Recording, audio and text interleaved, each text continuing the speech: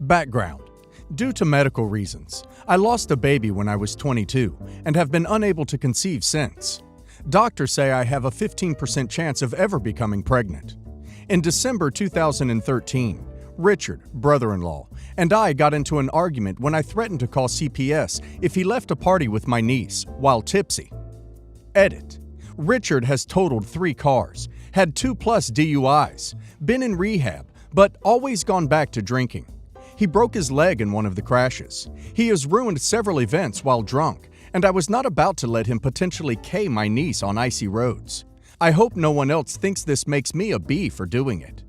He told me I would regret it. He went home, sobered up, and seemed all right. We talked it out and he apologized. He tried to watch his alcohol intake around me. I thought he was doing better.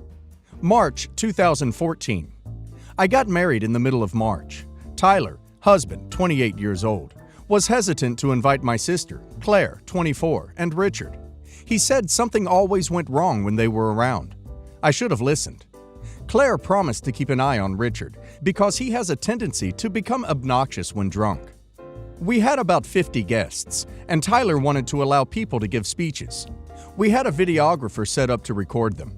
Richard went up to the microphone, drunk, and gave a hate-filled speech. He said Tyler should run because I am a controlling bee. He announced my sister is pregnant a second time. He finished with saying he hoped God continued to punish me by making me dead as duck down there. The videographer cut out that bit of the final video, but I keep hearing it in my head. Everyone heard it. Current problem: Claire wants to fix this, but I am not sure I have it in me to forgive Richard, at least not for a long time. I don't want to be bitter, but he is an a-hole and I hate him at the moment. What can I say that will help my sister see that this is not something that can be fixed right away? I want to make it through this without ruining the family, but it feels impossible. Advice, help, thoughts. What can I do, say, to make Richard understand what he did was beyond hurtful? I just don't know what to say to make them understand. Your sister is married to a hostile, dangerous man and would frankly be better divorcing him. He tried to drink drive with her kid. The fact that she wants to fix this, and there is no huge apology from Richard, which to my mind would start with flowers, and a great check for you to hold a new party, go on holiday to create memories to replace the ones he shattered, just shows how sadly deluded and Stockholmed your sister is. Cut him out of your life. Update: noon. Tyler, my husband, called up Claire and Richard to talk. They went to lunch. Tyler told them what they said to me was wrong. He did not want them around me or in our home. He said niece was free to still visit, but he was washing his hands of them. Claire and Richard tried to leave hubby with the bill, but Claire forgot her purse. Tyler paid his part of the tab and was already gone, so Claire was asked to pay. This made Claire furious. She felt hubby should have paid for the lunch since he invited them out. Afternoon. Claire came to talk to me about Tyler. She was upset. I invited her in and we sat on the couch. Claire seemed really stressed and was near tears. She ranted for a good 20 minutes about Tyler and the family disrespecting Richard. She never took ownership of anything, blaming it on others. She claimed everyone in the family hated Richard for no reason. He was a good man and a good father. The family put their foot down and told her Richard was not allowed at any events in the near and distant future. She told me that people in the family were telling her different things. Some family members would not even talk about Richard, as if he were a bad word. Others said, if Sue Mai forgives him, then we will talk about letting him back in. She believed niece was being punished for a miscommunication. This is nonsense, because everyone has always been concerned about protecting niece from Claire and Richard. If anything, they would have told Claire to drop niece off and leave. Claire said she would not be letting niece go anywhere Richard was not allowed. She thought people were being petty and saying, I don't want an alcoholic near my family. While I am not overly religious, Claire brought in the idea of God. We needed to forgive one another and own up to our faults. I should, apparently, take ownership of the situation. I needed to apologize, not Richard, according to Claire's logic. She viewed my actions as abandoning her in her time of need. I asked her what she thought about what Richard said. What did I do to her husband that made his actions justifiable? Her answer was, "You were rude and tried to prevent him from leaving with niece." Every time I tried to be logical, she backtracked. Hearing her blame me was more hurtful than what Richard said. I told her, "You haven't asked how I am. I left the party in tears. It ruined my wedding. You never called to say you loved me or were sorry. You took him home, then blamed me for the whole thing." She seemed genuinely hurt I would accuse her of not loving me. She cared, but was having a hard time dealing with all this. Apparently, it was unfair Tyler was accepted and Richard was not. I should have had her back. She was hurt I didn't stand up for her.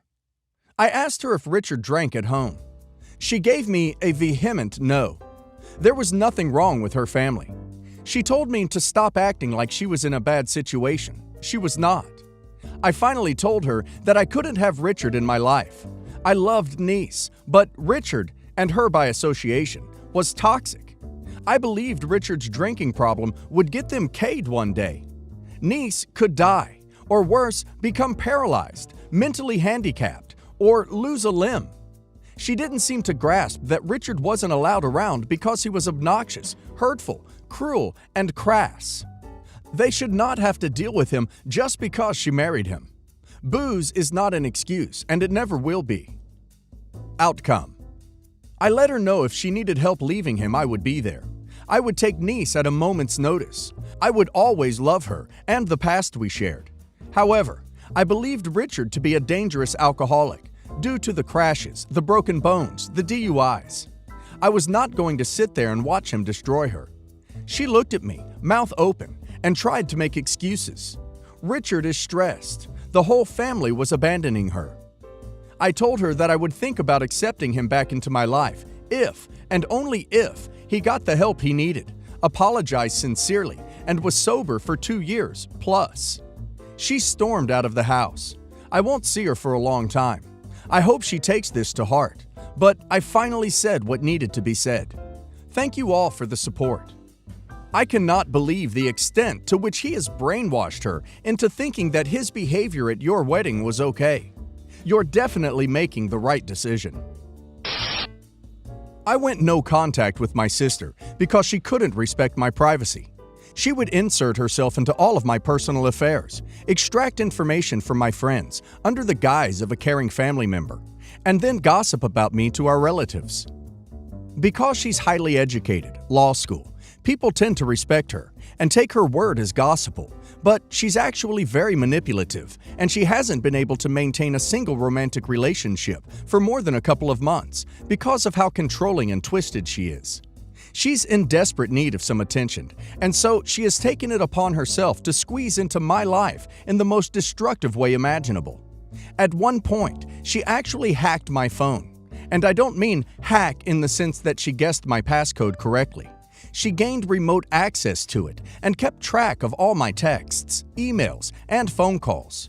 I'm sure I had grounds to sue her at that point, but I chose not to because I just flat out didn't want to deal with her anymore. I figured going no contact was the best way to go about it for my own sanity. I moved provinces, met a guy I really like, and we've been together for a year now. He was great at first, funny, kind, supportive, the works. That said, he's very family-oriented, and he's always had a bit of an issue with the fact that I don't communicate with my sister. He finds it very odd, and he thinks there's no good reason to cut ties with family, unless they do something truly unforgivable. I guess that means hacking into my phone doesn't qualify as truly unforgivable to him. We've had a couple of very heated arguments regarding this issue. He thinks I'm being childish, and that I should just say hi to her once in a while, because you never know what could happen. And I think he's being close-minded and treating me as if I'm a 5-year-old throwing a tantrum at the mall. I wouldn't have gone no contact with her if I felt the relationship was worth salvaging at all. She has proven to me time and again that she's 1. Untrustworthy, and 2. Manipulative. My friends back at home have seen the light, and they feel really guilty for the part they played, but it's okay. I don't blame them for trusting her. I basically spent the first 20 years of my life thinking she had my best interest at heart.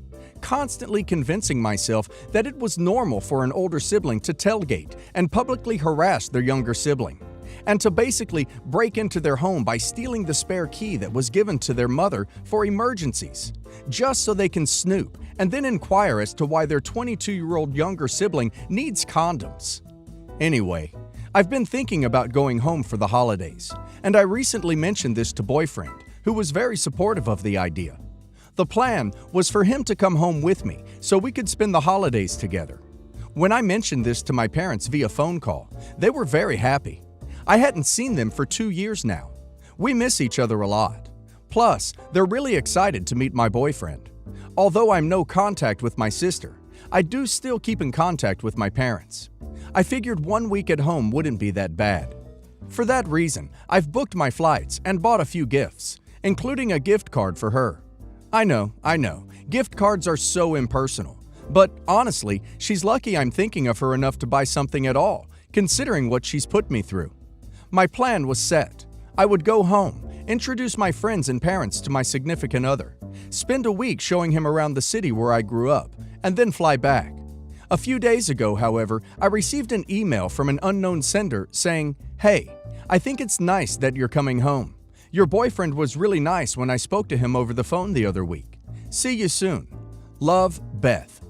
Beth is my sister's name. As you can imagine, I was very confused. When I spoke to my parents to tell them I was coming home, I knew they'd mention it to my sister. I'm not surprised that she knows I'm coming home for the holidays. It's the part about her talking to my boyfriend and the condescending tone of it all, which bothers me. She knows I left town because of her meddling and blatant disrespect.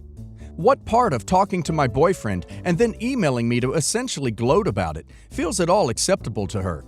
Again, she knows what she's doing, and unless you really know her, it's near impossible to get a good grasp of how manipulative and condescending of her it was to send that email. Regardless, I expect this from her. I didn't expect this from my boyfriend. He knows how much she's put me through, and while he admits that what she's done is incredibly wrong, he still thinks family is family. One of the first things I had asked of him when we made it official was for him to try his best to stay out of my complicated family situation and avoid my sister. He saw how serious I was, and he immediately agreed that he wouldn't talk to her, and that despite what he thinks about family, he would respect my wishes. After reading the email, I confronted him, and he was silent at first, as if shocked that my sister would spill the beans and essentially throw him under the bus. And then he apologized to me, saying he thought he was doing the right thing. He said that he felt he could help fix things between my sister and I, and that maybe she had learned her lesson after 2 years. He actually reached out to her first. He found her on Facebook and tried to make nice for the first little while. Then they started talking a little bit, and he could see that I was right and that she was very manipulative, in a way that almost doesn't register until later.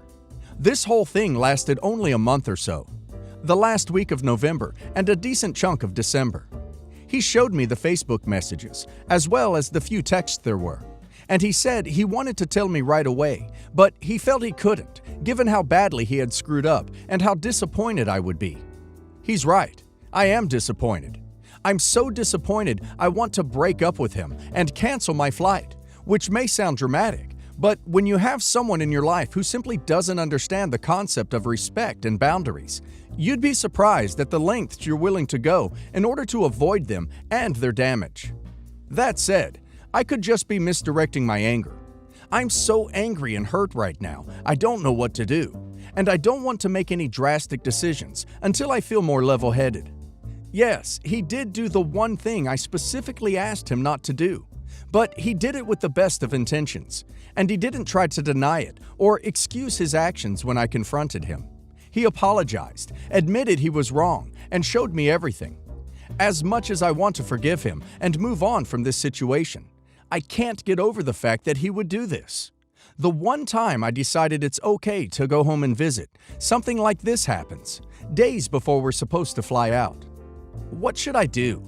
Also, does anyone have any advice with regards to going no contact with certain family members, but not all, and maybe coping mechanisms for when you're forced to be in the same vicinity?